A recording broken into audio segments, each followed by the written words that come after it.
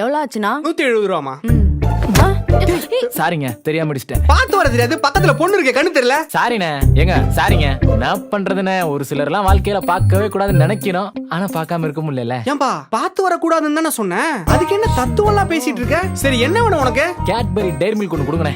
எவ்வளவு? அண்ணே இருக்கிறதுலே விலை அதிகமா இருக்கிற டெய்ரி மில்கா பார்த்து கொடுங்க. அதை நம்ம கட்டிக்க போற பொண்ணை கொடுத்தாலே சண்டை சமாதானம் ஆயிடணும். அப்படி இருக்கணும்.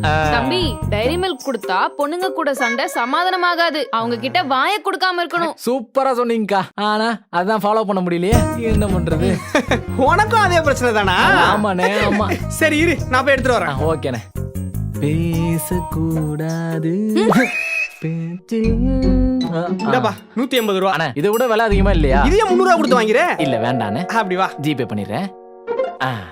வரண்ணே. ஏய் சாக்லேட் எடுத்துட்டு போப்பா. அண்ணே சாக்லேட்டை அவகிட்ட. ஆச்சி ஹோட்டல் சாம்பார் பொடி வழங்கும் ஷாலினி ஸ்டோர்ஸ்.